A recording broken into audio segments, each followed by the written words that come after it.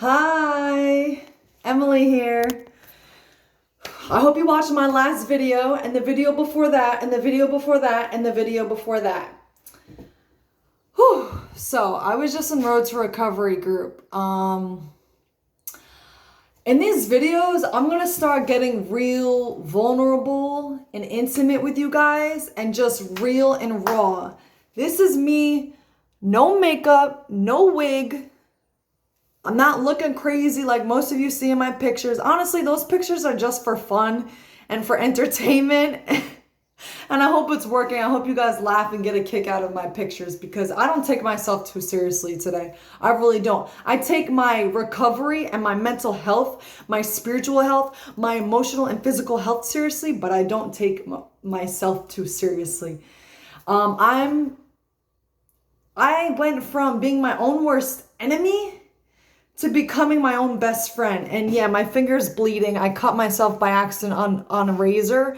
I was grabbing it and I guess the cap of the razor came off and I cut myself. Yeah, I was shaving my mustache. Listen, I have the hairiest ethnicities. I'm Indian, I'm Italian, I'm a mix of hairy people, okay? I can't help it. Anyway, yeah, it's no big deal. It's just a little cut. But I got to be careful. And I put that razor where the blade is face down. It was faced up. Oh my God. Oops. Oopsie daisy. You live and you learn. Anyway, so I wanted to talk about being on the fence about decisions. So most of you know I'm in recovery. I've been sober for 19 months, going on 20 months on the 25th of this month.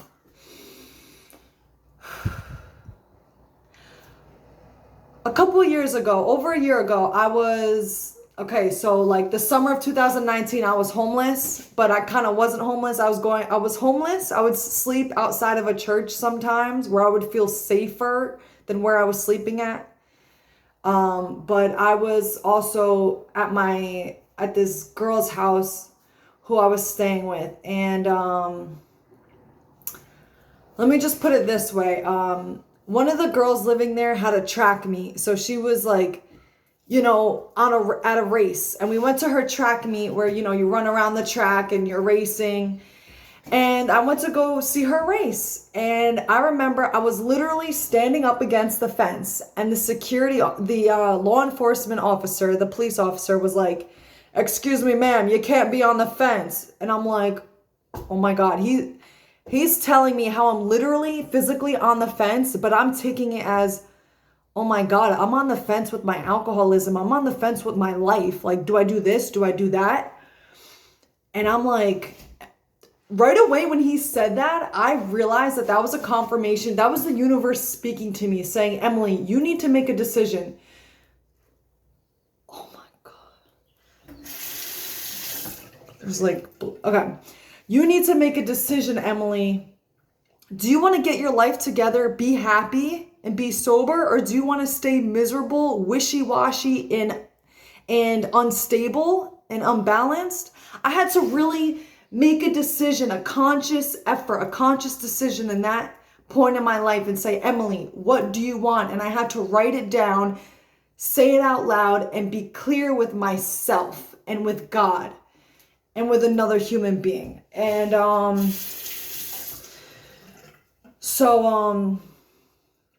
that's it. All right, so this is what I wrote down in my handy dandy notebook. No, I did not write this in blood, although my blood is getting on the on the notebook. This is in red ink. Technically I wrote it in blood because it's my heart and soul, but clear. If something doesn't sit right with you, face it, make peace with it. If it's not bringing you joy, give it up. Give it up. So like, when I was like drinking alcohol, like I was trying to numb myself from all the pain and suffering that I was feeling. And I realized this is not getting me anywhere productive. This is not making me feel good. This is just making me feel worse. And I thought that I could just have like one shot, but eventually like I started to feel more and more bad about myself, which is horrible. Self-pity is like the worst thing you could put yourself through. And so I would drink more and more. And I realized, Emily, you gotta put this to a stop before this gets worse. Because I was at the point where I was like writing my my suicide letter at the train station, and I saw a friend as I'm writing my note.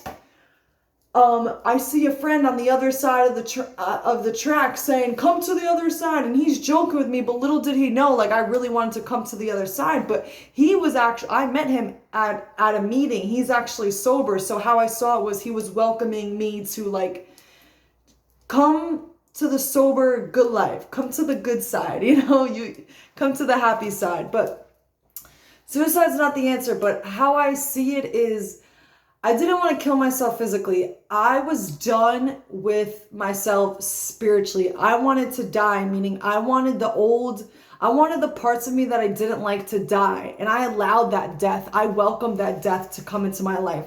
I allowed the parts of me that were not serving me anymore, the parts of me that were no longer helping me, to die. And I got rid of it. And then I decided, okay, so if I'm going to die, that means I'm going to be born again. Who do I want to be?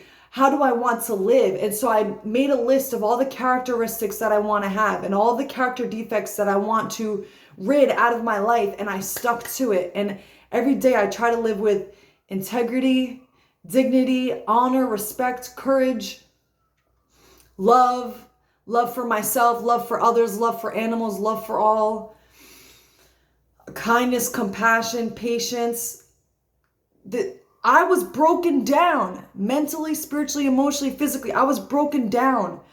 But when you break down, when you reach rock bottom, that's a perfect time to start building yourself back up. Slowly but surely, you will get there.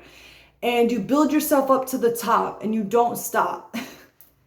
You build yourself up to the top and you don't stop. But seriously, like, every day is a perfect opportunity. Every moment is a moment to be who you want to be. Like, oh my God, it won't stop bleeding. You know what? Yeah.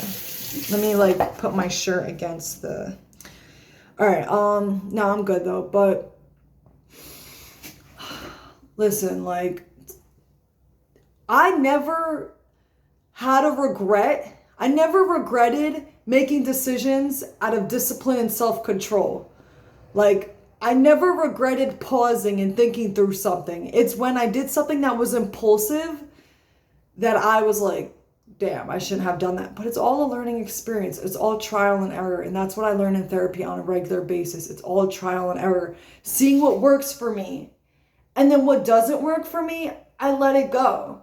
Of course I'm not perfect. I'm human. I'm learning how to be a human being. I'm flawed. But you know what?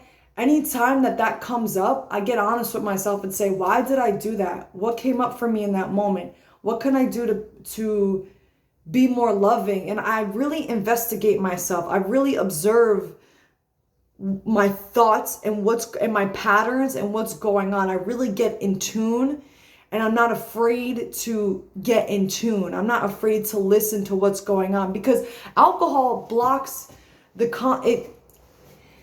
I thought that alcohol could numb the voice of God. I thought that it could silence his voice, but no, it made his voice even louder, because when I drank, it was like, Emily, no, you're not supposed to be drinking, because it made me depressed. And it's not natural. It's not like we're not supposed to be depressed. Like, we're supposed to be happy creatures, and like, that's what feels good. Like, we just want to feel good naturally. So I knew that drinking was not in my best interest, because it was making me even more depressed. And so once I let that shit go, it's just the beginning. Now it's learning how to stay sober, how to be consistent, how to keep a mindset that will benefit your life, how to think straight, how to have clear thoughts. So I'm going to share something real quick. Today at a meeting, there was someone that was like, obviously I'm keeping this person's anonymity. It's not about who the person was, their name. But I'm going to tell you, I can't even tell you what happened. But basically, long story short, no specific details, but I gave somebody my bracelet that represents clear thoughts. They were all over the place. They reminded me of me when I first decided to turn my will and life over to God. When I first decided to get sober, because I couldn't sit still. I couldn't think straight. I was like manic. I was like just starting my bipolar medication. And like, I just didn't know what to do, you know, but I knew I needed the help. So I was going to the meetings, but I gave them my yellow bracelet today that stood for clear thoughts, because I know that's what that person needed, and that's what I needed. That's what I need all the time. And in a meeting today, someone said, you know, give to others, but make sure you keep enough for yourself. And that's a great reminder, because we want to like focus on others, take the attention off of us sometimes, help others. But okay, now what's left for you? You know, and you deserve to help yourself. You deserve to love yourself. All right, almost 11 minutes into this video. I hope you got something out of this. Please feel free. Like, I'm being vulnerable and open and honest with you. I'm pouring my heart, my soul, my love into this video. So please feel free to like pour yourself into me back, pour back into me. Like, please feel free to like interact with me and like, you know, comment. Feel free to share your experiences. If you don't feel comfortable, you don't have to share. You don't have to say that you relate. But I just want to say, I know there's people listening that can relate. And I know on Facebook, there's people struggling, suffering. And the thing is, you don't have to suffer. You don't have to struggle. It's a choice. Once you realize that you have a choice, that you're not a victim, that you're a victor, your life will start going in the direction that you want it to go. Because once we could start taking responsibility and stop pointing the finger, oh, it was this person, then we could start changing. But if we keep blaming everybody else, then we're putting the responsibility in their hands, and they can't change us. Only we could change us. So, and we can't change others. We can only change ourselves. So honestly, it's a beautiful process. It's fun. And I was going to say, like, again, you don't have to do this alone. We're in this together. I know there's people that need to hear this. People want to sweep this stuff under the rug. They don't want to talk about this stuff on Facebook or Instagram. They just want to talk about like, oh, look, I'm on the beach, or oh, look at this pretty picture, or oh, I'm smiling. Listen, just because I'm smiling doesn't mean I'm necessarily happy. Most of the times when I'm smiling in my pictures, yes, I'm happy. But I'm human. I cry. I tear up. I have emotions. And that's beautiful. That's okay. Did I always think that the pain and the tears were beautiful? No, I hated it. I wanted to escape from it. But today, I see things differently. I see the pain as beauty. Everything is beautiful to me today. So I've changed my perspective. I changed my outlook on life. And I'm happier than ever. And the beautiful thing is that it just gets better every day. And no matter what happens, I could stay sober. No matter what happens, I could stay focused. No matter what happens, I will do the next right thing. No matter what happens, I will stay true to myself. No matter what happens, I will be here for you on Facebook, making these videos. You can reach out to me. You can message me. Even if it's not me, reach out to someone else. If you need mental health services in your area, let me know. I will ask my counselor for resources and I will get back to you, because mental health is just as important as physical health. It's all connected, mind, body, spirit. Mental hygiene is just as important as physical hygiene. And there you go. There's the train coming. So that's my cue to shut the hell up. I love you. Bye.